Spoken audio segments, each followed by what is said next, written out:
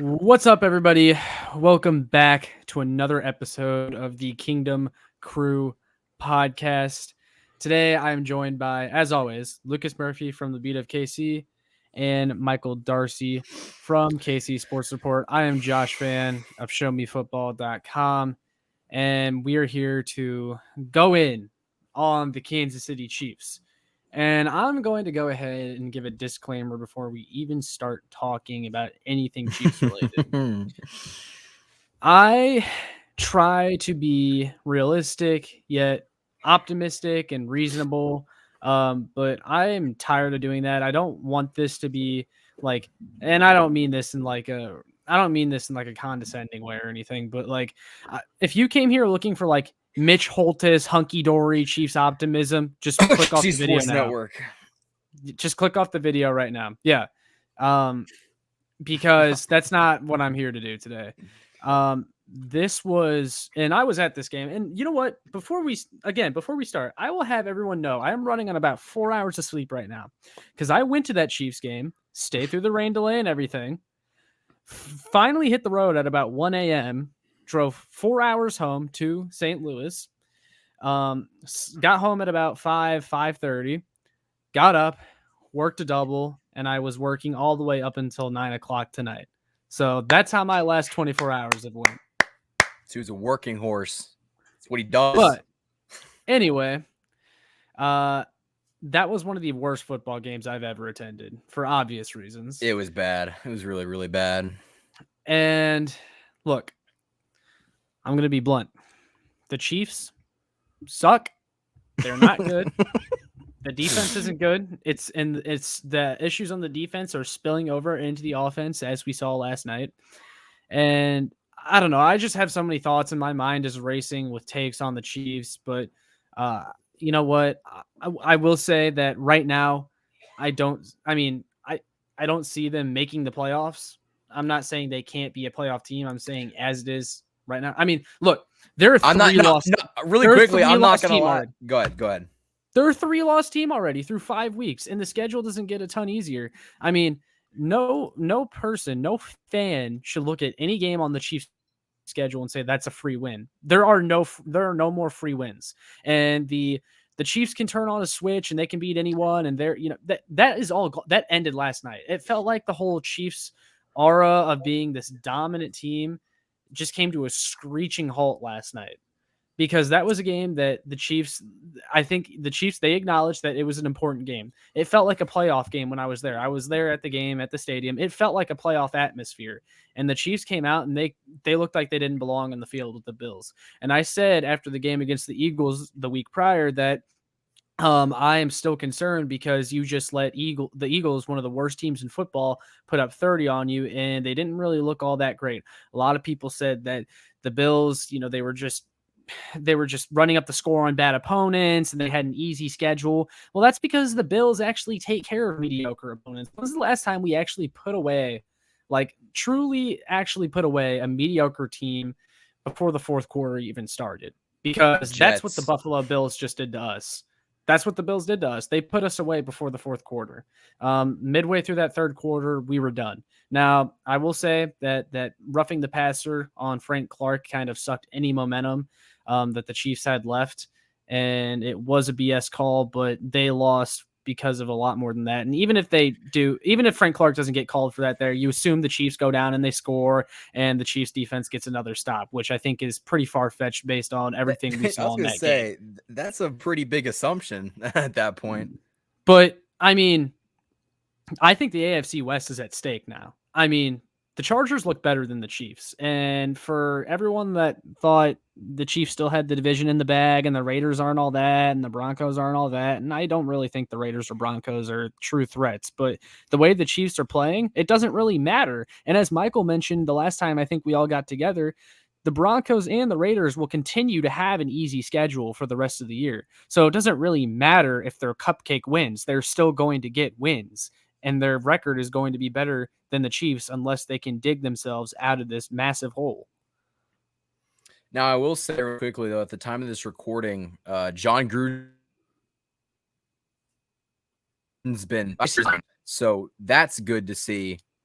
But, yeah, this division is really, really good. And the Chiefs, I think, are really, really good. I agreed with a lot of what Josh said. I don't know if I still think, okay, what is going on? Is the internet like, can you guys hear me? Yeah. Okay, well then I'll continue going. Then I Lucas had to. Everyone was so quiet, but I do think the Chiefs can beat anybody. They just will not beat anyone. You know what I mean? They can also lose to anybody. Yeah. They have that power in which, you know, if Mahomes goes insane and this offense is good, they could beat anyone, but they can also lose to everyone. Like that's just where we're at right now. And, you know, honestly, I think some heads are gonna have to roll. Really, I think that there's gonna have to be some guys that go. Dan Sorensen looked like an old, demented old man out there on the football field, just trying to find something. I mean, I just, Dan Sorensen's got to go. You know, I really think that this defense is. Go ahead. No, I was just gonna say, like, we'll get into the specific players and stuff like that, because I've got some words to say about Dan Sorensen and the coaching staff, and I don't want to waste it yet, because I want to wait until we get into that, and I want Lucas to get his first initial take into before we go on a whole tangent. But well, really quickly, let me wrap it up. I think the Chiefs' offense has been really, really bad this season. Not bad. They just don't look the same. This Chiefs team entirely does not look the same. And, you know, defensively, I think that something has gone terribly wrong. And I don't really understand what it was, because this defense wasn't great last year, but they weren't NFL historically bad defense. Like that's something I was not looking forward or not expecting to see. And I really don't know why that's the case. Maybe it's coaching, maybe it's the play on the field. I don't really know, but I will tell you that the Chiefs will not make the playoffs. They will not win. They will not win very many games if they do not fix this defense. Lucas, how are you going to expect this team to make the playoffs when they're giving 31 points a game? I think that they still have every opportunity to make the playoffs. I don't think that being 2-3 is that even that big of a concern. Guys, we may lose the division, but we're still going to make the playoffs. Like, we're 5 games into a season that we face the Washington football team next week. We still play the New York Football Giants. Like, even though you guys say those aren't easy wins, those are easy wins. But the Eagles weren't an easy win. Like, the Eagles weren't even an easy win for us. Like, that was a game halfway into the fourth quarter. But like, there's no free wins. There are no more free wins. But did they win? Yes. So that's what I'm saying. We're still fine, guys. We have Patrick Mahomes as a quarterback. He's gonna figure it out. Like, this is just growing pains of being a football team and learning. And guys, another thing too is, I will say the fact that 3 teams have figured out how to cover this offense, and it's Tampa 2. It's a cover 2 defense, 2 safeties deep. And when they play that, they're forcing the seams in the middle. They're forcing you between the hash marks. And they have no one that can take advantage of it. The Kansas City Chiefs cannot figure that out. Until the Kansas City Chiefs figured out how to play against the Tampa 2, you know, and we were still in the football game. If you take away those 4 turnovers, I still think we have every opportunity of winning that football game. We were about to score in the red zone. Patrick Mahomes throws a fluke interception. That's football. That happens. Okay, hold on though. You say it's a fluke. You say it's a fluke. Been a fluke. Yeah, they're the worst team in the NFL with turnovers. Like, at some point, they got 11. At some point, we have to acknowledge maybe the Chiefs are just, they're a turnover prone team. That's what they are. But that pass was legitimately that was a football play. That wasn't just running it out of the end zone when you're not supposed to run out of the end zone, and the ball getting perfectly like dislodged from Byron Pringle. Like, he threw a pass and it got deflected and it just got intercepted. Like, that happens. Now, the Tyreek Hill ball, he should have caught that. That was perfectly placed, could not have been in a more perfect window, and it goes right through his hands. Did the weather play an element? Possibly. I'm not going to make excuses for him, because that turned into a pick 6. But take that aside. That takes 6 points, 7 points off the board. I'm saying we were still in the game against who I consider, and I wrote an article today on who I consider to be the best football team in the NFL. The Buffalo Bills are easily the most diverse, the most split down the middle, number one defense, easily a top 5 offense. They know what they're doing. They literally are the epitome of the Kansas City Chiefs for the last 2 years. They know exactly what they're doing. Like, I would be way more concerned playing the Buffalo Bills in the playoffs than I would be the Chargers. I just think that the Chiefs, they got a lot of things to figure out, and I think they will. Outside, would you say Rashad Fenton had a bad game last night? I like Rashad Fenton. I think he was all right.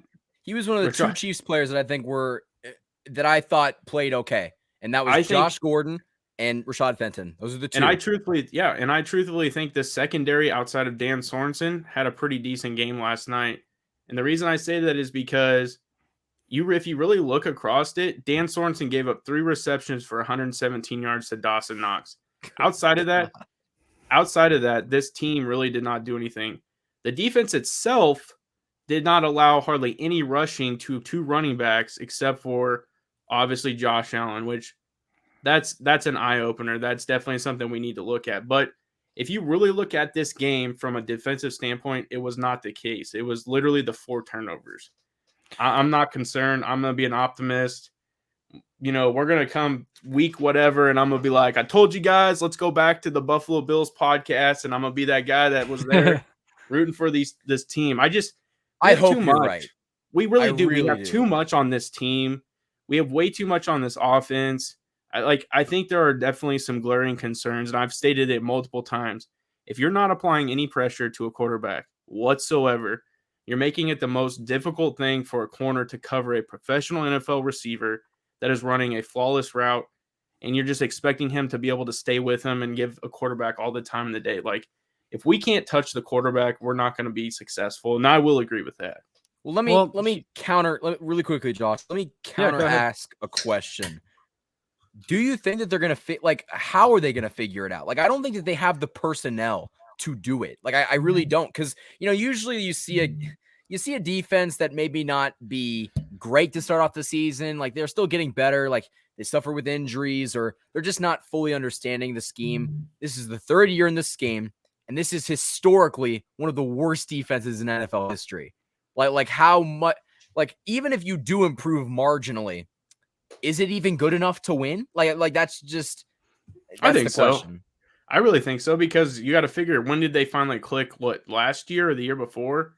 It was like week 10, and then it was just like, dang, who's this defense? But they weren't trash up until that point, though. But they were like 25th to in that range, 22 to 25th. I mean, we were not anywhere close to a top 15 defense. We just were not. And Bob Sutton, we were 17, 18. We're right where Bob Sutton type defense was at. And I joked a few weeks ago, do not say you want Bob Sutton back. No, I'm not saying I want Bob Sutton back. Of course I don't want him back. But I joked that I miss Bob Sutton because of how bad our defense looked. But in all honesty, what does Steve Spagnuolo's defense have over Bob Sutton's 2018 defense? Seriously, what does it have over him? But here's my thing. At least that defense could rush the passer. I understand what you're saying. The thing is this goes back to my initial beef with Brett Veach. To me, this is a personnel issue. This is something that is not fitting a scheme, not being able to rush a passer and expecting 7 guys to come up into the box. And that's how you apply pressure. You have a defense on the opposite end of the Buffalo Bills who can easily run a Tampa 2 and only push the front 4. They're a tremendous front 4, but they push the front 4 and find a way to apply pressure while the rest of the 8 are dropping back in coverage.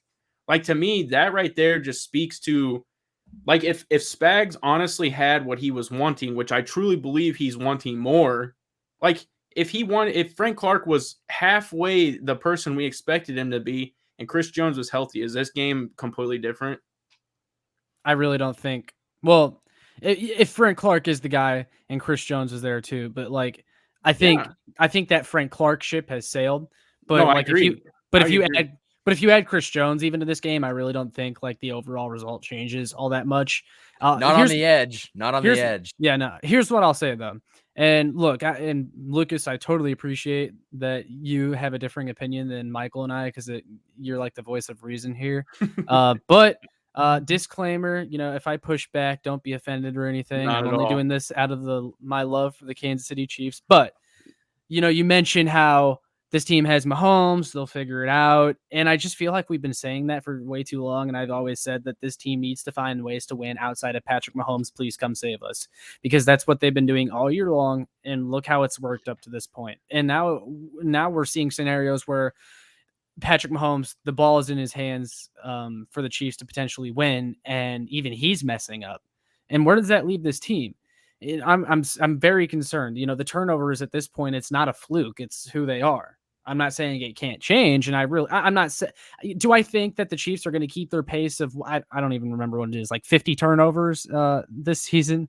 Do I think they're going to actually keep up that pace? No, but it is a concern. And you mentioned also rushing the passer. You don't think this team can get to where it needs to be if they don't rush the passer. I wholeheartedly agree, but where's the help going to come from? I mean, I understand Chris Jones didn't play against the Bills, but we've seen enough of this line with Jones and Clark. Where's the help on the horizon for this pass rush? But I also think you saw last night, like, how many times did we force the Bills into a situation where they were in 3rd and long, and then they ended up, a lot of the time, that resulted into a punting situation. You know why? Because they blitzed, and I was Yeah. calling for it all night. That's the thing that, really quickly, I got to jump in here. If you're going to play Dan Sorensen is one of the worst coverage guys you could possibly have, but he's a damn good rusher. He's a guy that will get to the quarterback. And if you could fit him, if you still want to play him, which I don't think he should be on the field, but if you want to play him so badly, put him as a position, like put him in there, put him in the box, let him get after the quarterback. That way, he's not going to get burned in coverage. And I think that would add something in terms of pass rush. But I think that we could see Mahomes be an MVP. Like, I don't think he's going to be the MVP, but we could see him turn it around and clean up the turnovers, and the offense is great. But unless the defense gets better, we're going to be in 2018 all over again. I think it could be worse. Yeah, I mean, you don't have the historic offense. Let's be honest here. This offense isn't that good compared to like previous years. It's still good. I don't think they're as good as the 2018 offense, but through the first 4 weeks before this Bills game, they were on pace to be better than the 2018 offense. I think that's because of some circumstances and scenarios. I think that's a little deceiving. I don't think they're better than the 2018 offense. And I want to hold off on talking about the offense because I have a lot to say about the offense too, but we've been talking about the defense a lot. So I kind of want to stick with that before we get into the offense. But, Dan Sorensen, we've brought his name up enough. Let's just get into that. These coaches, man, I mean, Michael, you said it. If nothing changes, heads got to roll. And honestly, I said after that game, I don't think it's a knee-jerk reaction that someone had to lose their job after that game even. Like, I don't think that's a knee-jerk reaction, hot take. Like, you cannot – if they come out next week against Washington and just roll out the same personnel, same scheme, and we see a lot of what we saw, even if they win, if it's like an Eagles-type game where Washington scores 30 or more points and the Chiefs eke out a win, like, someone's got to go. I mean, that's unacceptable. But – I cannot understand how Steve Spagnuolo gets paid millions of dollars to run this defense. Dan Sorensen had probably one of the worst games of any NFL defender this season. And yet still, when the snap counts came out today, he played 100% of the defensive snaps. 100%. I mean, fire Spags. I mean, honestly, like, how can you 100% of the defensive snaps for one of the worst cover safeties in the league, and he continuously got burnt over and over again. And I know I just said I don't want to talk about the offense, but I'm gonna talk about that a little bit. It's not even really the offense, special teams. It's the disciplinary aspect for me. Dan Sorensen should, after halftime, and you had a whole freaking hour and a half lightning delay to figure this out, that Dan Sorensen should have been benched, and he was still out there after. There's no discipline whatsoever. And I said it in my recap that I made this morning, but like, again, disciplinary things that I'm concerned about. Byron Pringle, after fumbling on kick return for the second straight week, the very next kick return, he was out there again. He should have been benched. Byron freaking Pringle. It's not like it's Tyreek Hill and you give him the benefit of the doubt and we know Tyreek can break one off. I mean, this is Byron freaking Pringle we're talking about. You should have Tyreek Hill returning kicks. I don't know why you wouldn't. if you're in a desperate situation, although I don't really want him back there unless it's like, again, a desperate situation because I don't want him to get hurt back there. But I mean, he should have been benched straight up. And I know Andy's this guy of second chances and you don't want the player's confidence to be shot. But to me, that's teaching him a lesson. It's saying, hey, you don't like, you got to earn your spot back. And I really, that pissed me off seeing Byron Pringle out there again after he fumbled the last return. And it's just, this team has no discipline. There's players on this team that have free range to do whatever the hell they want and they still get to play. Even though Willie Gay, it was only his first game active this season. He didn't play a whole lot.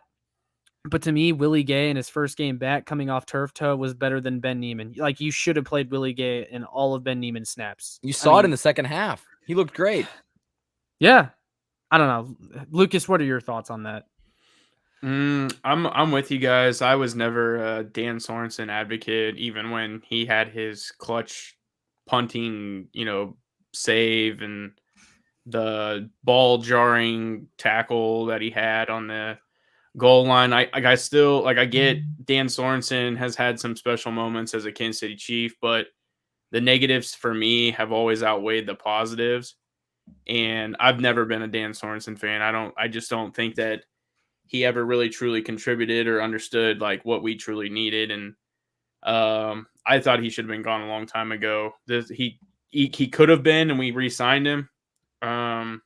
It makes zero sense. It makes zero sense. He wasn't as big of a liability as he is this year. Like I was a Dan Sorensen guy. The dude came up clutch. But the thing is the missed tackles have been there forever. He's missed tackles every single year, and people were like, "Oh, let's just brush that under the rug." Well, like those are key tackles. Like those are big times. Like the year that we were just absolutely so atrocious in running defense, a lot of that can be attributed to Dan Sorensen not being able to tackle. I mean, I'm just being honest.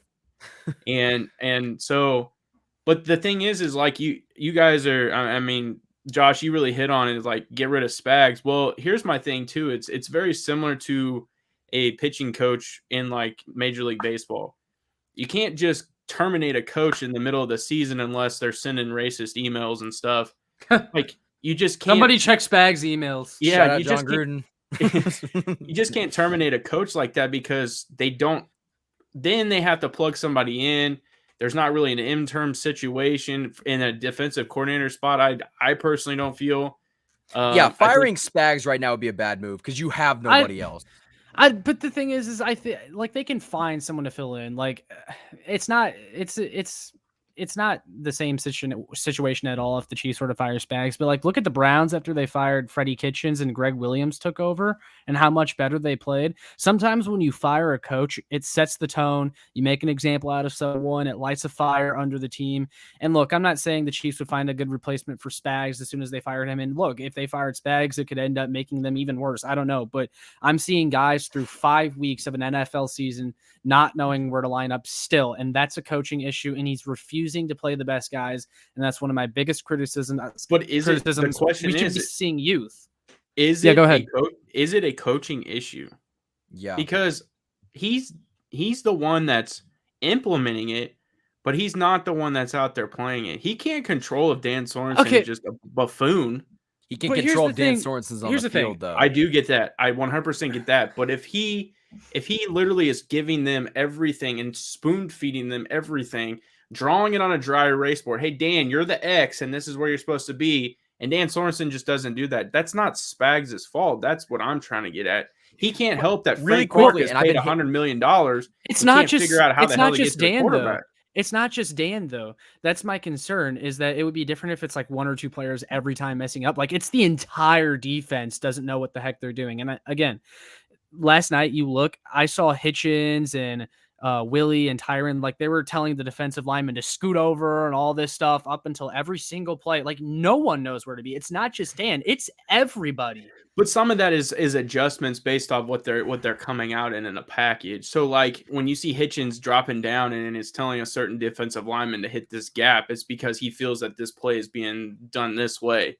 Like those are certain things that they're playing based off of how they come out into a formation. I think like when you see Tyrann Mathieu throw up his hands in like, what the hell is going on? That is a position issue where Dan Sorensen's just out of place and just has no idea what he's doing. Here's where my biggest thing here. I'm having a stroke right now because I'm so disappointed. I think the Chiefs have not put the right players in the right position to be successful. That's my problem. Dan Sorensen has never been a good starting safety on this team. He thrived when coming off the bench. In 2019, he was fantastic because Juan Thornhill was that second safety behind Tyrann Mathieu. He didn't have to have a very big role, so he could come off the bench and he could make those big plays and he could do the small things. But when you put him in such a big role, he's not capable of doing that. And I think that, you see that not just with Dan Sorensen, it's all around the defense. It's putting guys like Mike Dana in too big of a position. Mike Dana's not a premier pass rusher. He should be a guy that comes off the bench, gives you like 30 or 40% of the snaps, just somebody that could fill in, rotational. And he's a great rotational guy. But when you're forced to be a starter when you're not a starter, you're going to get a bad result. And that's what the Chiefs are seeing. But everything you're saying comes back to Brett Veach and applying the personnel and being able to draft and being able to sign free agents. That is ideally, when it really truthfully comes down to it, to me, that's the biggest issue. It's not Spags and who he's running out there. I think again, who signed Dan Sorensen to a 1-year deal? Who goes out and signs and trades for Frank Clark? Who goes and drafts guys that are just trash and no longer on this team? Those compound and become an issue in years like this. We've had multiple drafts that have just been crap. We've had free agent periods that were just so atrocious that they are now compounded, and we're seeing that result because we tried to duct tape this defense together in a fashion that we thought we could do it with the guys we had. I was all on board for it. I still think the secondary outside of Dan Sorensen is fine. I truthfully believe that because if you're applying pressure, these guys are on the receivers. They're doing what they're supposed to do. They just have all the time in the world to catch a pass, and so they have to stay with those guys. I mean, to me, it comes down to Brett Veach not being able to do his job. And if you're talking about rolling heads, I think he would be one that we need to start looking at because, yeah, cool, he won us a Super Bowl. We've gone to the playoffs. But the thing is now you're about to start having, how's he going to handle Orlando Brown? How's he going to handle the Honey Badger? Are you going to get rid of Frank Clark? Well, you have a decision to make with Anthony Hitchens. You have a lot of decisions coming up in this offseason, no matter how this season plays out. And you're going to have to figure out what you need to do. And if he F's this up, he needs to go. Well, I'm not going to lie. Go ahead. Well, okay. So first of all, it doesn't have to be one or the other when talking about the talent and the coaching. Like, I think it's a combination of both. I think Steve Spagnuolo is making a lot of mistakes, but I don't think that Steve Spagnuolo, I don't think that it's like all 11 players on the defense just are so dumb that they can't get down Steve Spagnuolo's defense. Some of it is talent too, and some of it is just players, and it's on them to get the playbook down and know where to be and stuff. But I mean, Brett Veach has been a horrible drafter. Okay, like I'll just say that, but he's still given Spags some guys. He's given him some guys, and Spags, when he refuses to play the guys, and when everyone can see that he's playing the wrong guys.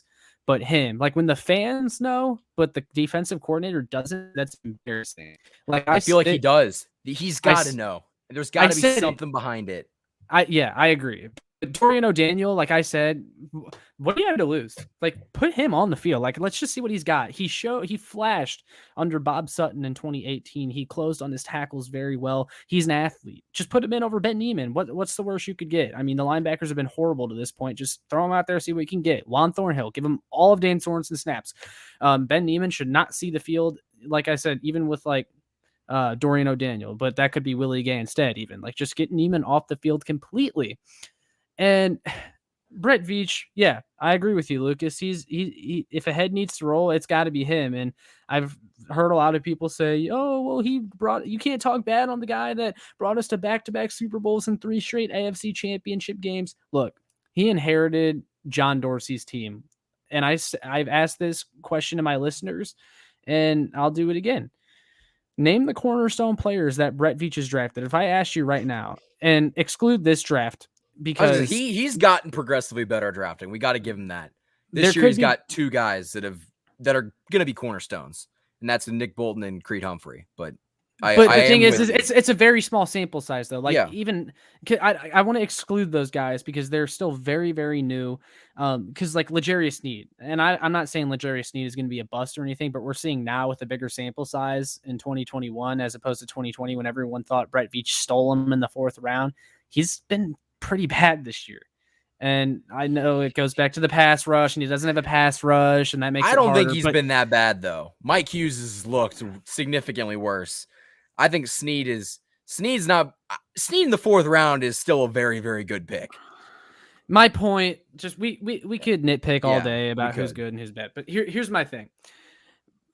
Brett Veach, everyone talks about how he brought this team to back-to-back Super Bowls. I thought he inherited a rising team. Look at who's a player on this team that Brett Veach drafted that you legitimately think deserves a lucrative second contract beyond the rookie deal. There is not a single one. The guys this year. Yeah. And I know you said they're still new, but it would be the guys this year. Yeah. If you were to pick one, it would be one of his newest draft picks. Trey Smith, Creed Humphrey. Yes. Yeah. But, I mean, beyond that, there's nothing. None. I would say all. L'Jarius Sneed would be probably my 3rd, but I think really quickly to play some devil's advocate here. I don't think, you can't pick a superstar that Brett Veach has drafted, but he did finish the job that Dorsey couldn't. And we got to give him some credit for that. Brett Veach was able to put good enough of a defense on the field to win a Super Bowl. He might not be great now, but he did finish the job. Now, when it comes terms of building long-term success, I get that. And I get why people are upset. But we also got to keep in mind, Brett Veach did get enough of the pieces. I'm not saying like he drafted the cornerstones or anything like that, but he did sign some of those cornerstones. And he also was able to draft guys that were able to at least fill in on a championship team or pick up a guy like Mike Pennell, who was pretty big in 2019. So it's just like, I get why we're frustrated. And I'm not saying that his job is the safest in the world. And I know Lucas is looking at his free agents right now. I do understand that. But you got to give him some credit for what he did. Like the highlights of his tenure are re-signing John Dorsey players. Literally, those are the highlights of his tenure. And if he has to rebuild the defense again this offseason, like I said, I don't think he should be the GM to do it because this was his defense that he just rebuilt 2 off seasons ago. And it's already a problem again. To me, that shows that he was not the right guy the first time. I just think that to me, this all comes back, and that's why I'm not overly concerned because I think understanding like at least what it's like to be in a locker room and how things function, I think these guys are going to figure it out as a team, and they're not blind to like what fans and people like us are saying. I mean, they're just not, and I think that they'll figure it out, and this will end up being a salvable year where, yeah, we may not win the AFC West, but we'll make the playoffs. And I just think for me, though, it comes down to like to create longevity. It really truly shows how well the Patriots were able to do what they did. And it's just because they had the ability to draft and plug guys in, sign the free agents that they needed to sign that were contributors and just did what they had to do. Like the Patriots have had solid defenses when they've had Tom Brady. And that's why the Patriots had a dynasty. Their offense was never great. Yeah, and they just knew they just clicked. Yeah. They just clicked and did what they had to do. And I think to me, that just shows that this defense, if they can apply any form of pressure, go get guys that can at least, do anything from a front four applying pressure to a quarterback. This defense is actually probably top 15. I really truly believe this cornerback group is very, very good. I think, if you're getting to the quarterback, like the Buffalo Bills can apply pressure with just 4 guys, this defense is way better than what it is. And I think that just to me, eventually we might see that if Chris Jones and Frank Clark, and then with Willie Gay being healthy, and like we start getting everything kind of back into a flow where everybody's playing together, excuse me. I think that's where we'll start to see some average. I'm not saying we're going to be top 15 anymore, by no means, but top 20 I still think is feasible. Well, and going Excuse back to me. Brett Veach real quick, I mean, there's still a tiny, tiny part of me that feels like he is taking all the bullets for Andy Reid, Steve Spagnuolo, the whole coaching Yeah. staff. Because do we honestly think that Brett Veach is sitting there in the press box watching these games and going, you know what, Dan Sorensen deserves another contract? Like, even before Veach became the GM, Sorensen was always him. Andy's guy. But that's You here's the sign thing. Here's the thing. who Reid Here's the tells thing, you to Lucas. sign. Here's the thing, Lucas. Do you think that when Veach signed him, Andy was in that room and signed off on it? Do you think that Andy Reid signs off on almost every single move, if not all of them, that Brett Veach makes? And that's where I am having a problem too, is I think there's politics in the locker room. The coaches have way too much of a say. The balance of power in the organization leans far too much in Andy's favor. And he's the one telling Veach, hey, we want Sorensen back. Make sure you find a way to bring him back. Because I'm one of the biggest, skeptics of Brett Veach and his talent evaluation. But do we honestly think Veach is watching these same games we're all watching and going, Yes. you know what, Sorensen deserves another contract? I don't know, man. No, I think he's banging his for head sure off the not damn saying- table. He's for sure not saying we should be playing Sorensen over Juan Thornhill, the guy that I invested a top 100 pick in. Here's the thing, is he can do all that, but the thing is then his job's at risk. And so when it comes truthfully down to it, I think he's the one that's got to he's going to have to put his foot down, because if not, he needs to be doing it now. Who's going to be the first one to go? Is it going to be Andy Reid or is it going to be Brett Veach? It's Brett. It's Brett. Here's the thing, though. If you do not do what Andy says, you're gone. Anything that Andy wants, it's going to happen. Andy Reid's got that power. If you do not please Andy Reid, he doesn't need you that much. He'll just let you go. I think that's a little bit of why Dorsey got fired too, is because he started going rogue a little bit, and there was a shift. A little bit. Yeah.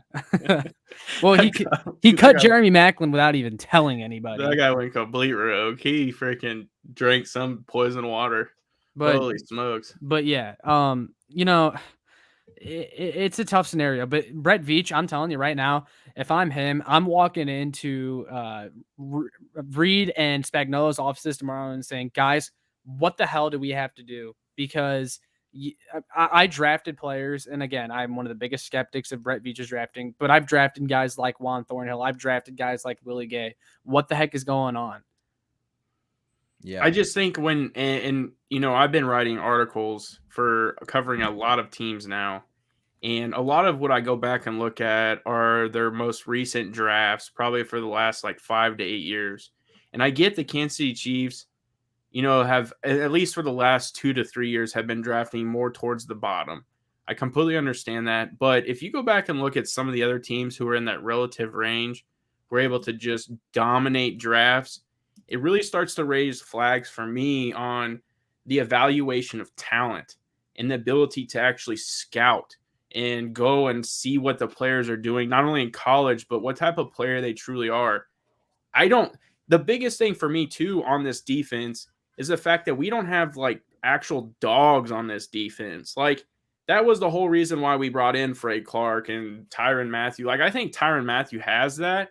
But when we suck and we can't do anything, like what's that dog mentality going to do? Nothing, because nobody's getting hyped. Frank Clark, I guarantee you nobody listens to that guy. They don't believe a word he says I've anymore. been saying that. And so they just don't have that attitude that like we saw last night when Ed Oliver's trying to take out Patrick Mahomes at the ankles. We see Jordan Poyer absolutely blow up Travis Kelce when it didn't matter. Like those guys play with an attitude, and they're like almost savages because of it. Like we don't have anybody that does that. Nobody. Yeah. And I think to me, that is something that is just lacking across the board on this defense. Like, and just even the team in general, like Patrick Mahomes, I think he can get them hyped up, but to some degree, Travis Kelce can get in your face and say something to some degree. Tyreek Hill's not that guy. Like there's not that soft dude. Yeah, there's nobody like Justin Houston or Eric Berry on this team that people are like, when that guy says it, I believe every word he says, and I'm going to do it because he said it. Like, there's just not that mentality. And there are so many Chiefs fans to this day that disrespect Eric Berry and they disrespect Justin Houston because of what the team did while Frank Clark and while Tyrann Mathieu were on roster here. When those guys were vocal leaders themselves, they act like we had zero of that before those guys came in here, which is not true whatsoever. And I'm not saying this to like dog on Tyrann Mathieu.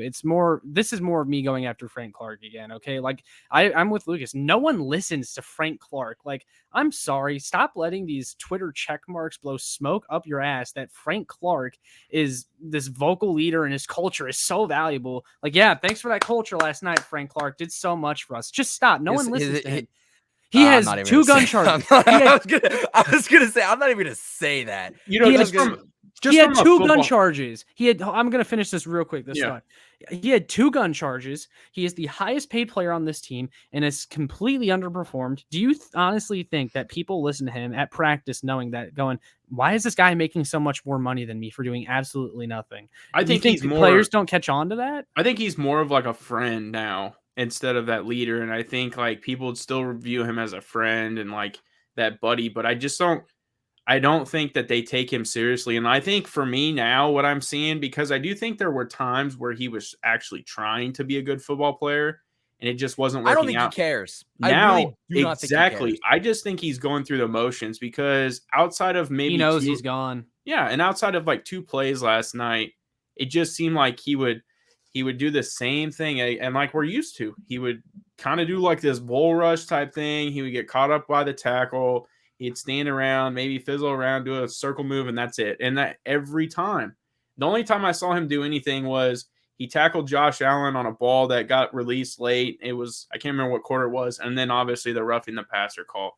Outside of that, he was never close to Josh Allen. And they left him on an island all night too. Let's remember that this is a defensive line that didn't have any other, and I'm not saying Frank Clark is a star, but some people think of him that way still. There was no other stars on this D-line, so if they really wanted to, they could have doubled and triple teamed Frank Clark all they wanted to. They left him on an island all night and said, we trust our guy to win that matchup, and he did. Yeah. And that's not the first time. I mean, when he's played, what other game did he play in that they did the exact same thing? I think he played against the Ravens, but I don't know. Like, it's just, and honestly, maybe that's Spags. Hey, maybe motivate your guys, because I mean, you can't motivate a guy that just doesn't care. Like, let's be honest. And I don't really want to get on a Frank Clark rant because that's just like every video on Kingdom Crew podcast. But I think that, you know, there's a lot of issues, and the question is, are they going to get addressed? I think that unfortunately it's a little too late for that. I mean, maybe they get better marginally on defense, and maybe their offense cleans up the turnovers. But even then, I think that last night, and I said this in my post game, I think last night kind of signified that, hey, this Chiefs team is no longer the best. Now, I still believe that they could beat anyone on any given Sunday because they still have the firepower.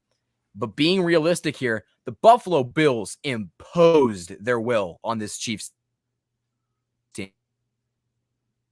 It looked like the 20 plays where the Chiefs just did whatever they wanted to do. And I just don't think that, you know, and last year I had this mentality, and a lot of people thought that I was just arrogant. I feel like this Chiefs team last year wasn't going to lose. Like they had that demeanor like, oh my gosh, this is the Kansas City Chiefs. They're going to go out there and they're going to put 40 points. Their defense is going to hold you to 20. You're not going to win. Like, opposing teams, I feel like, didn't go into a Chiefs game thinking that they were going to win. And this year, I think it's completely different. I think that everybody no one is afraid of them. The Chiefs. Why would you be afraid of a team anymore? Why would you be afraid of a team that's giving up 32 points a game? I don't get it. I think what you guys are saying, though, is a little bit, I think they are afraid of them because you're getting almost like A-type games from every team we've played so far. I mean, truthfully, you look at it, the Cleveland Browns, look how that first game went. The Baltimore Ravens, I mean, they had a vendetta out against the Kansas City Chiefs because of how many times we've beat them. The Chargers are in our division. The Eagles, obviously, Andy Reid's 100th win. Like, each one of these teams is trying to play the Kansas City Chiefs because they are the Kansas City Chiefs. The Buffalo Bills had a vendetta because of the AFC Championship. Stephon Diggs sat out there and was the only player to sit out there and watch the celebration. Like, each one of these teams. Now, Washington, I mean, they're going to play us because we're the Chiefs. The Titans have a vendetta against us. Like, Green Bay Packers, Rodgers is like, I'm going to show this young kid who really is the MVP. Like, but the thing is, there's a difference between having a vendetta and having fear. That's what I'm trying to say. Well, here's the other side of it, though. Like, we keep saying this, and that every team is giving the Chiefs their best shot, which I believe they are, of course. But in the Chiefs, we hear them say this every week. Even Tyrann Mathieu reiterated it last night. You know, every team wants to beat us. We're every team's Super Bowl. Well, why don't the Chiefs play like it? Because they seem to not. They don't prepare. It's even worse that you know that every team's going to give your best, and you're just like, all right. Yeah, and you still get run off your own field. Yeah, I think that for me, I think the toughest part of last night for me was the fact that it was in Arrowhead. And I think like it just was unfortunate because of the weather situation. And Josh, you were there. It looked like on TV that maybe half the fans returned after the rain delay. Yeah. Yeah.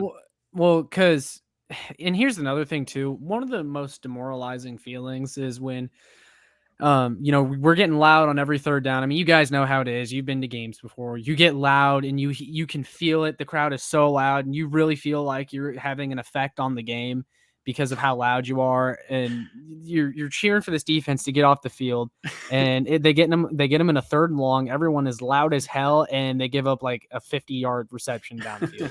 It's the most demoralizing. Dawson Knox just mossed Rashad Fenton, just fucking goes up and just eats it for 50. Like, it's just that was Dan. He didn't do my boy Fenton like that. I think he did. I think he did once, but that's because Knox was incredible last night. Like, he had a really, really good game. Well, he's a really good tight end. I mean, he's been low key having good seasons like this for maybe not as many touchdowns, but he's been one of Josh Allen's big targets in the red zone. Yeah, I almost think that like last night kind of signified like the Buffalo Bills are the team to beat in the AFC, and it's not the Chiefs anymore. And hey, maybe this is a good thing. Maybe the Chiefs are not going to feel like got to go out there and literally like carry the weight of everything on our shoulders. And maybe they can just go out there and play football because, I think that a lot of the problems on offense are coming from Patrick Mahomes, who's like, I need to throw a 50-point touchdown right now. Mm-hmm. Like that's just, it's unrealistic. It's not going to happen. It will never happen. And I think that the sooner this team gets back to the fundamentals, I mean, let's look at it on defense. They can't tackle. They can't stay on their man. It's just assignment issues. Once they get down to the nitty-gritty and they just learn to do their job and perfect that, they're going to be okay. But, I've stated this over and over and over again.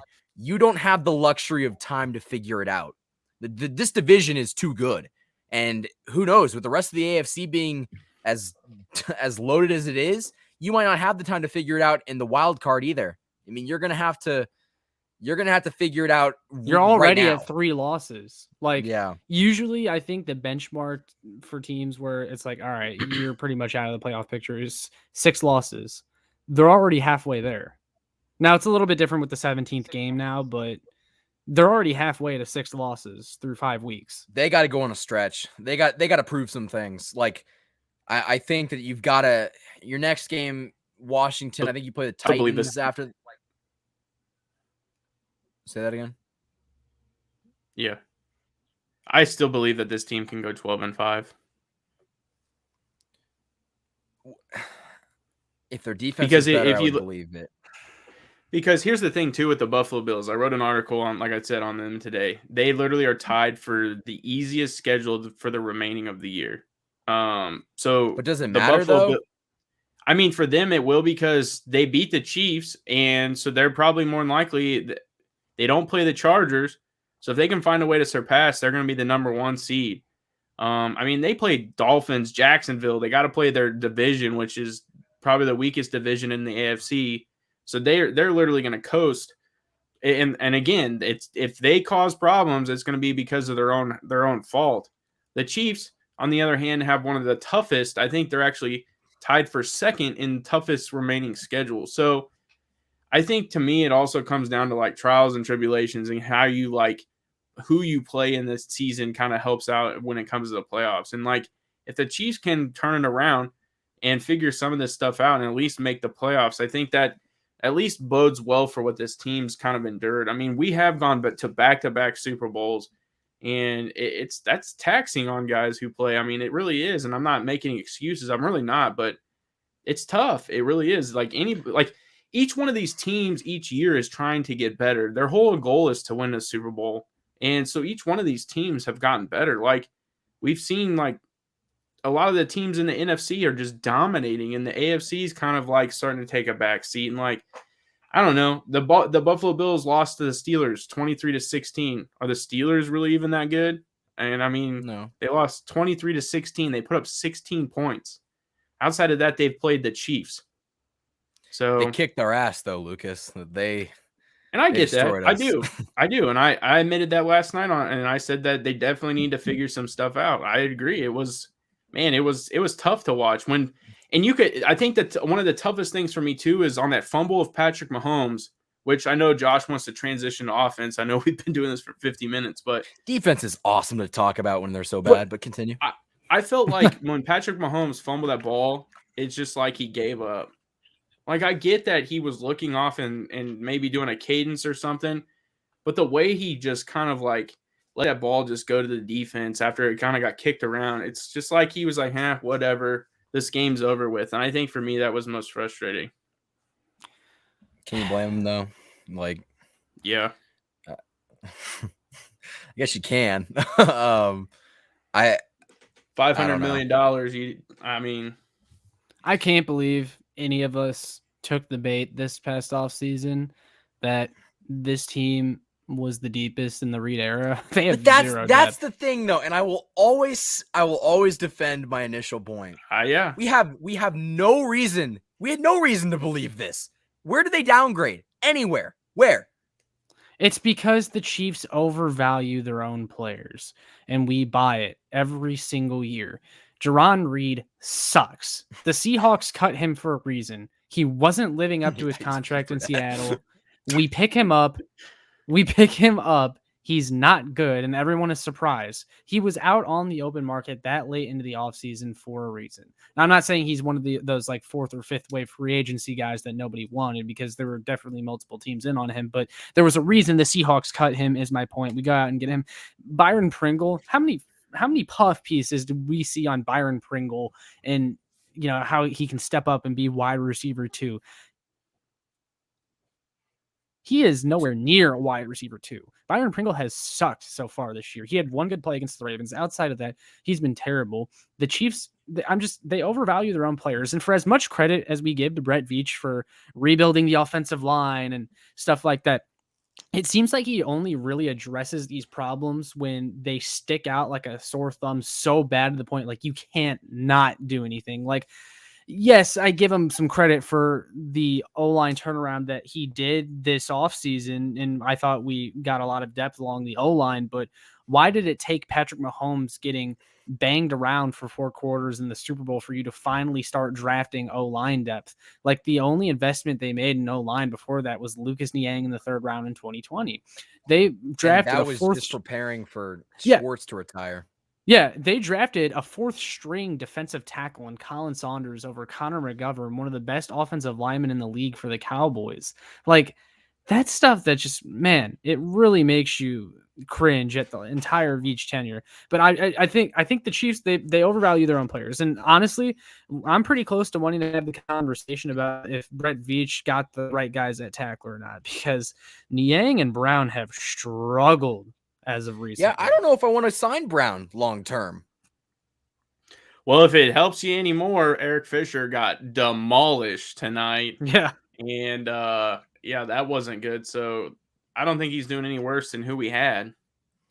But the thing is, though, is like, and here's where is the money gonna come from? When you get rid of Frank Clark, all right, you're gonna clear up some. Does that even clear up any cap space, or are you gonna be eating dead cap? Yeah. No. You can. Well, you're still gonna have some dead money, but they saved like 14 or 15 million cutting him this offseason, and then if they wait till post June, and Hitchens is gone too. Yeah, Hitchens is gone.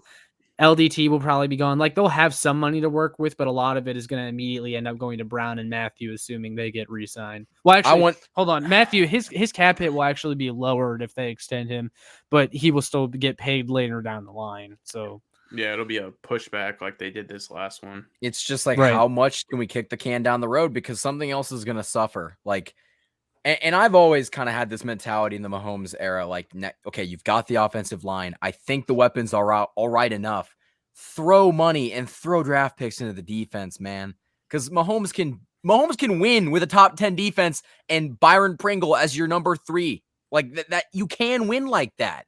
But when you have a defense that is so bad, historically bad, it doesn't matter. Like, the team is going to struggle. Like, I think that everything should be invested in the defense, and Mahomes can figure it out on offense. Now, that might be an arrogant thing to say, but like, defense still, at the end of the day, wins championships. I mean, there's a reason. Continue. I feel Sorry. like Veach is a really reactionary GM, I feel like. And his most recent example in the wide receivers, like, they should have made a move at receiver or a bigger investment in receiver long before they picked up Josh Gordon. Josh Gordon, even though I think he'll be good here, was a desperation signing after you realized your receivers weren't good. Which, hey, Juju broke his hand. Get him next year. His contract, it's not going to be much at all. I think you can pick him up, and he'd be a good number 2. And I think that, but at the same time, though, I don't really care about the offense when your defense is this bad. Like, you could sign I think Brett Veach, his biggest downfall is offensively. I think he cares too much about the offense I think he just neglects the defense. And I'd rather us see him did he really completely overhaul the defense, or was it more just like tuning it up with like players that really were past their prime? Well, like I said, looking back now, there's so many moves we could have made differently. And again, I think he's a reactionary GM. I thought, there were guys out there on the open market back in 2018 when the defense was that bad that I feel like would have been a step up from what they had, and they just refused to get anybody. I know there was the reported deal in place for Earl Thomas, and that would have been huge, but obviously that never happened. And that's a criticism of Veach that I have, is that there never seems to be a backup plan for anything. Like, once Earl Thomas broke his leg and that deal was off the table, what the heck was the backup plan when you knew the defense sucked? Yeah. You're seeing it. Yeah. Although I'm looking at, real quick while we got this, I'm looking at 2022 free agents. And, one of the guys that got franchise tagged that I was hoping we could get this year would be like an Allen Robinson. Jesse Bates is going to be available. Jamal Adams. Some of these guys I think franchise tag. Jamal Adams kind of sucks, though. Stephon Gilmore could be there for us to then pick up in a free agent instead of a trade, depending on if they sign him. I mean, there's honestly, like, the edge that one of the guys that I'm seeing now that I'm like, holy smokes, is Hassan Reddick. He's 27 years old. We could have had him this past offseason. I know, but I'm just using him as an example. He's actually in the top 5 for sacks right now. Where'd he go? And, he's with the Carolina Panthers. Like, there's guys out there that could easily like make this team just that much a little bit better. But there is a lot of guys. Like, I would love to see like Calais Campbell come to the Kansas City Chiefs. But did he retire, or am I just? He's playing right now for the Ravens. He actually blocked. I'm thinking of Shelby. I can't even remember. Broncos guy just retired. I can't remember. I don't know. But defensively, I don't know who you're thinking of. It's not like about to Shelby Miller, but he's still one of the best in the league. The Broncos right now. So I'm gonna pretend like I heard that. But like, Robbie Anderson's going to be available. Like, Robbie Anderson would be a great number 2 for the Kansas City Chiefs. Like, so I think that they have the ability to get guys. It's just they have to be smart with their money and not go make elaborate trades to go sign guys like Frank Clark. Like, let things develop and like draft actual guys that can play. Like, use your first round and pick like on the D end. Well, and Michael said like he cares about the offense too much, and a lot of resources are allocated in the offense. What playmakers has Veach drafted for the offense? McCole Hardman. I mean, he's been a huge disappointment this year. I guess what I mean by that is like he spent all the money I guess 25% went to the defensive line. He spent a lot of money on the offense, whether it's 95 million. 95 million is in that defense. What's our cap? It's crazy. I can't remember, but I know like It's 95. It's I like think it's 210 100 or something like that. Well, didn't it drop to like 190 this year? I think Yeah, something like that. So, yeah, I is the mean, cap going to go up next? yeah, it's supposed to go up a decent amount just because of the rebound of the pandemic year. Yeah, and the They're new TV projecting like deals. 210, I think, like kind of what Josh was saying, because it dropped. It was projected to go up even more, but then with the pandemic, it fell to like 185, 190. And so then they're kind of anticipating it coming back to the year prior to the pandemic. So I want to touch on one more thing. Looking at the offensive side of the ball, Clyde Edwards-Helaire, good thing his injury wasn't all that serious. He'll only be out for a few weeks, but to me, you sound happy. it's kind of a blessing in disguise because Oh my God, I Lucas called want to it. see Jarek McKinnon. I think Darrell Williams is better. I'm sorry. Clyde Edwards-Helaire is so painfully average, dude. He goes down at first contact all the time. He has no burst whatsoever. Did you guys see that end around last night where No, they I gave it to him? definitely And I'll agree with that. He doesn't have any burst. it could have went for a first down, and he got like 2 yards. And this is a guy you took in the first round. And I said it earlier today. What is Clyde Edwards-Helaire that like prime Spencer Ware couldn't do? But here's again, Josh, exactly what you're saying comes back to Brett Veach. Could he have drafted Jonathan Taylor? Yes. Could he have drafted DeAndre Swift? Hey, Yes. but let me ask you a question though. What if Mahomes was the one that wanted Clyde? No, and he did. He did, and I get that, but I'm still saying like, So is Mahomes' evaluation of talent bad? Like there's got to be something. No, with that. I'm advocating for Clyde Edwards-Helaire. I still think he's got so much left in the tank, and I think he's figuring out football. And I think that there is a lot of pressure being a first round pick and stuff like that. But I agree with some of the stuff Josh is saying. I just also think that this offense, when he was drafted, wasn't advocated on him rushing 25 times and getting 100 yards each time.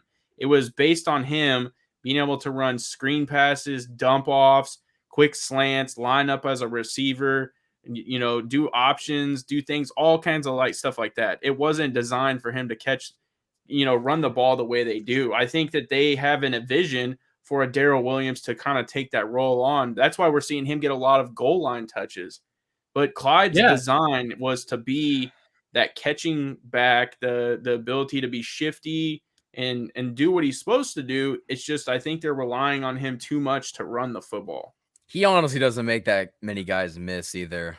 He's doesn't really have that. And he was too short. He was too short to catch the screen pass last night. I don't know if you guys remember that play, but they threw him a pass that was going to be a screen, and he was too short to catch the ball, and that happens way too much. And that's what I'm saying, that I think Mahomes isn't quite comfortable throwing him the ball. But here's the thing with Clyde. You wasted a first-round pick on this guy, and that kind of stuff catches up because it's not – look at the boxes the Chiefs are getting.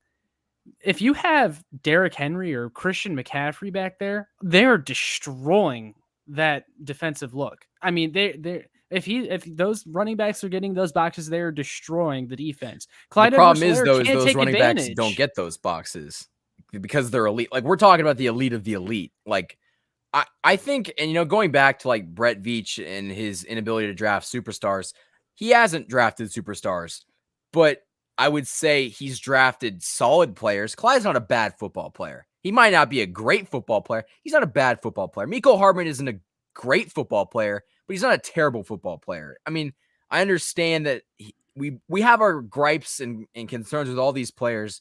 And don't get me wrong, there's the Breeland Speaks of the world, but he is drafted solid talent. Like he hasn't given you like a lot of Traymon Smiths, if you know what I mean. What a reference, Michael. What a reference.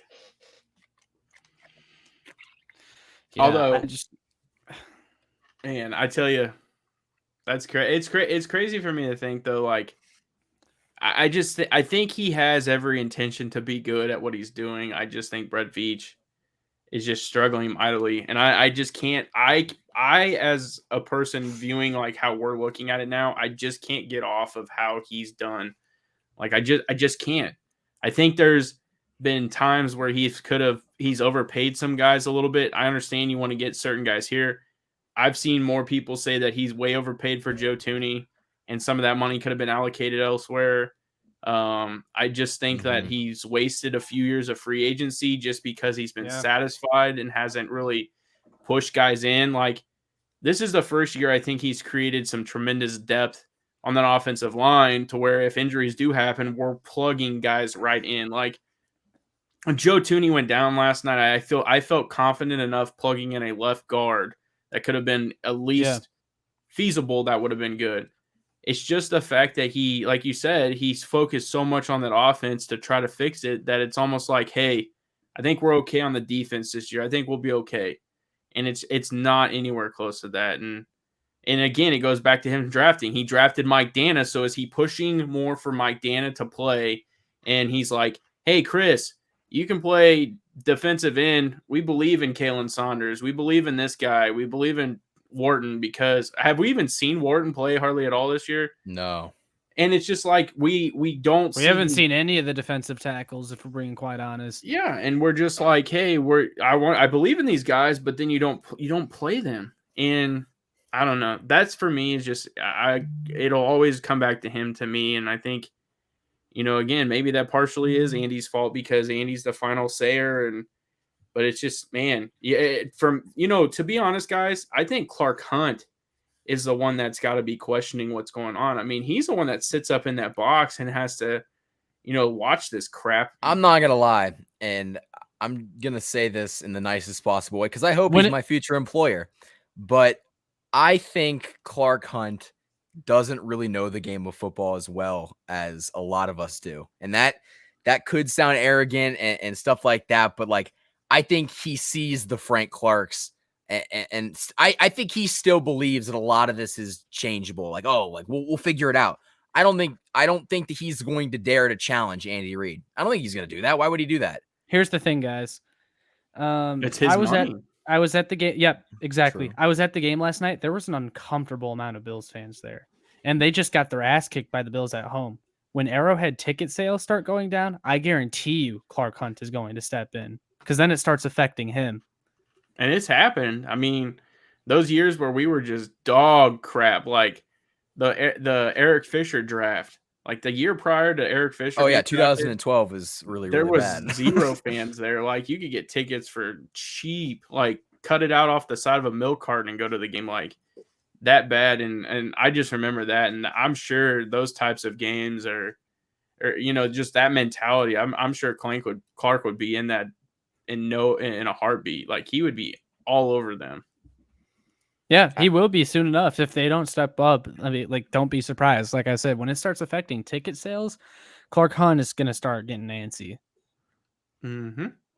I mean, we'll see. I mean, obviously he wants to make money, but I think that, I think he sees this team as kind of like his baby that can do no wrong. Especially with the Patrick Mahomes and the Andy Reids and the back-to-back Super Bowls and stuff like that. Maybe a year of not making the playoffs or something like that would kind of change the tides a little bit, but I don't know. I can't see him stepping up and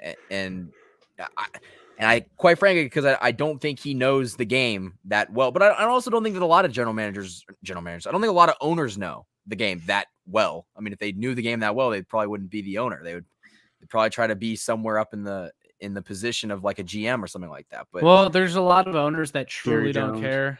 There's a lot of owners that truly don't care. Like Stan Kroenke of the Rams, who I made a video on in that whole lawsuit. Like, he truly does not care how good the team. I will does. give that to Clark. But Clark Hunt cares. He does care. Clark Hunt cares. Like, yeah, he does care. Like, he's almost like one of us. Like, yeah, I agree with you, Michael. I don't think Clark Hunt is going on PFF and looking up Dan Sorensen's grade, and he's on Twitter and breaking down. He might. Yeah.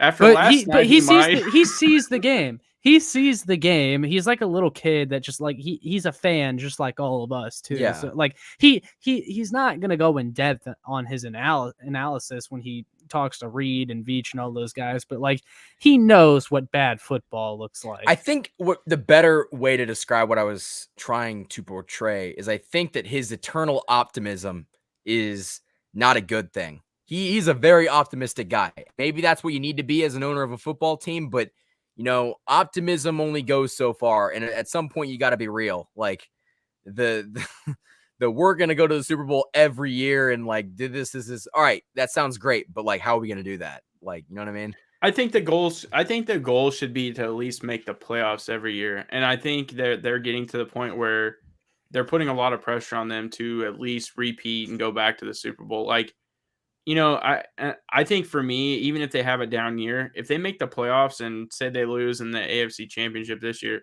I would still consider that a win year because I would be mind blown. I'm not gonna lie.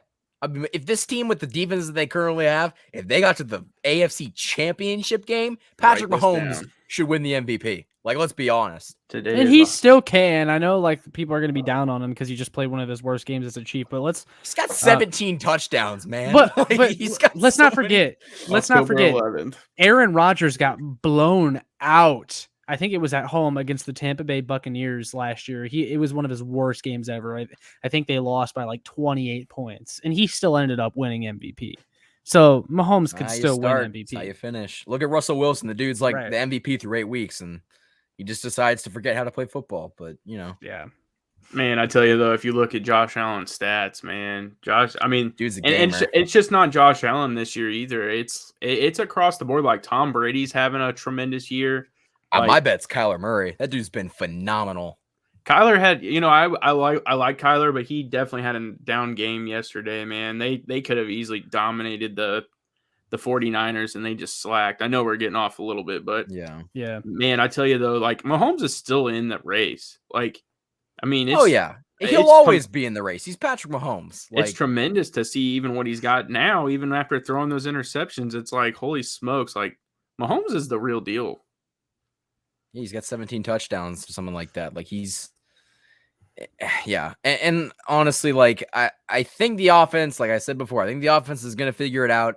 I think that, this is something that I wanted to say. I was listening, I think it was Seren Petro, that someone is going to step up. There's too many guys in the organization to settle for mediocrity on the defensive side of the ball. Someone's going to step up. It might be Tyrann Mathieu says, "Hey Dan, your ass is on the bench tonight. You're not coming in. And if you come in, I'm walking off the field." Like there's going to be someone that's got to step up and make something, because like, let's be honest here. If they don't change this extremely quickly, we're going to have a mutiny on the defensive side of the ball. like, you think guys are going to want to play for Spags when he's just putting guys in a position to get exposed? Like, I'm not going to lie. Juan Thornhill has every right in the world to be like, guys, trade me. Like, you're ruining my career. Like, and maybe God bless him because he hasn't done that yet. Because I don't know how you even do that. Like, you're ruining this kid's confidence. And I think, sorry, I'm going off on a rant here, but I think that it's honestly very surprising as a Chiefs fan seeing this team that I believed had a lot of talent not even come close to tapping their potential. And that is what's frustrating, because like, let's be honest, if this team is playing at their best and the defense is clicking, and with all the guys they brought in, if they're playing, they would win the Super Bowl. They still have that talent, but they just aren't showing it. I don't know. I always say too that I think we get mad at them because they can be so much better, but man, can they be so much better? I just don't know if the talent is there. If Jerron Reed pulled his weight and Frank Clark pulled a little bit more of his weight, and like, once you get guys that are not underperforming, like if you raise their game, it'd be different. Like, you can't even say it wouldn't be different. Like, I just think that we'd be looking, because like, again, what is so different about this Chiefs team than last year's Chiefs team? I 100% believe if you had a fully healthy team last night and you take away the 4 turnovers, we win that football game. Maybe, because they got one on the pick 6, which is 7, and I think they scored. Wow, they might have scored on all of them. Actually, they scored on they scored at least a field goal. I have to go back and look up on the Pringle fumble. Actually, I think the defense actually stepped up there. I do. Yeah, they did. But then they intercepted in the goal line and they drove down. Yeah. So I mean, it's hurting themselves. I remember last year, the only team that could be the Chiefs was themselves, and I think this year there's a little bit more to that. A lot of these teams have been better, but like, think about it though too. Like what you're saying, they would have beat the Ravens. They would have beat the Ravens if they didn't shoot themselves in the foot. And then the Chargers, another one. Mahomes throws that late. Last night was the worst Chiefs game that we've seen this season, For easily. sure.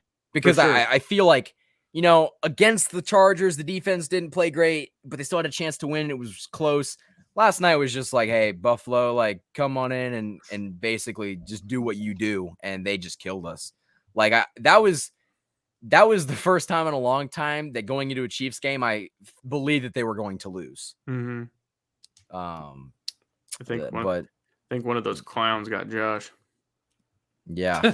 Yeah, seriously. Nah, I just been quiet. I just got knocked out like the X Factor. Ooh. See, you can explain all the turnovers individually, but it gets to a point where you can't explain them all, if that makes sense. Like, they have to fix that, or else it's just going to be who they are. You could have the Bears 85 defense, and if they're turning the ball over 5 times, you're not going to win a game. I mean, yeah. If you're putting other teams like the Bills in position to score very easily, they're going to score. I mean, that's how it is. Another thing, and I think we'll talk about this and then we'll wrap it up.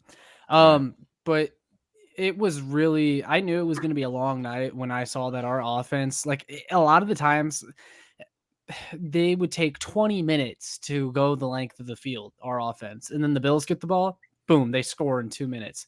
I know time of possession is important, and the Chiefs have put together a lot more long, methodical drives this year. But the more you continue to do that, the more you increase your chances of messing up somewhere along the way. And that's what they've done so far. Like Lucas was saying, they can't attack this cover 2 defense that a lot of teams have been giving them, and it forces them to a lot. They have been dinking and dunking more than ever, and a lot of times it's worked for them. They make their way down the field because they have that talent on offense to be able to do that. But at some point, you've got to start getting these chunk plays. You've got to start getting these shots downfield.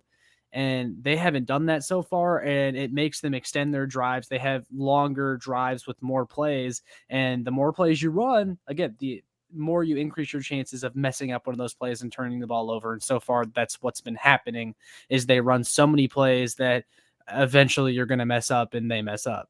Just cut it loose, man. Just do it. Like, just I think my biggest thing, and I now I'm thinking about this from last night, I think that the big difference from this year's Mahomes that we've seen in years prior is Mahomes is staying in the pocket and just kind of waiting and waiting and waiting and waiting. And he's waiting for his receivers. He's not rolling out. I want to see Mahomes roll out and spread the field. Because guess what? When you got Mahomes scrambling and you're having DBs just like, oh, shit, where is he going to go? And then you have Tyreek cut back and he's just wide open. Mahomes getting out to his right or his left spreads the field. It opens guys up. And Mahomes is truly at his best when he's on the run, making something out of nothing. Man, I think he's doing that too much. Really? Yeah, he rushed for 60-something yards last night because... And he's taking way too many hits outside the pocket. Well, I'm not leveled saying, a few times last night. I'm not saying he has to, like, run with it. I'm just saying, like, roll out and, it, like, get out of, like...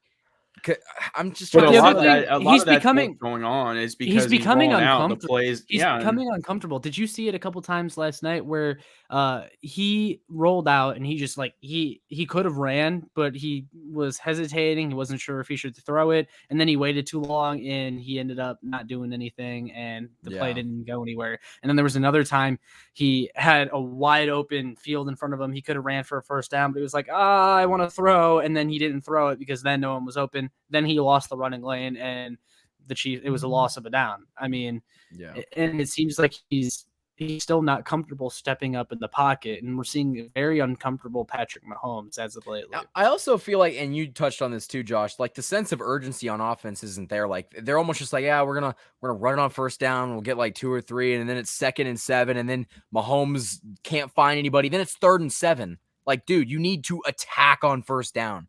And I might think that Mahomes getting out of the pocket, making a play is a good thing.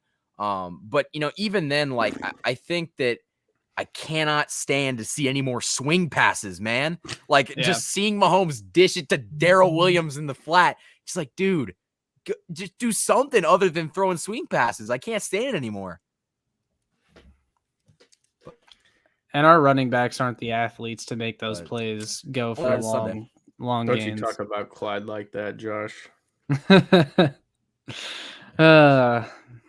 Well, anybody else got any more closing thoughts? I think we pretty much went over everything. Yeah, Chiefs winning the Super Bowl. No, I'm kidding. That'd have been a great way to end this, though. Maybe in Madden. Yeah. Not with me playing Madden, but maybe we see them pull it together. Lucas is saying they're going to make the playoffs. Still, maybe they I'm not saying they can't make the playoffs, but I want to see what we do against Washington, because if this team comes out and just looks the same, doesn't make any adjustments, I hope Washington kicks our ass. I'm not going to lie, because that just the unwillingness to learn from your previous mistakes, they don't deserve to win. That's just kind of my thoughts. People have been saying these losses are a wake-up call. Well, how many freaking wake-up calls do they need? These Chiefs have been asleep for a long time then. Yeah. They're just hitting snooze on the alarm. Trust me, I do it too, but I'm also not getting paid millions of dollars. Not yet, at least, but thanks, Spags. Yeah. All right, guys. Well, I think we'll wrap it up there. So, everyone, you can find us here on YouTube.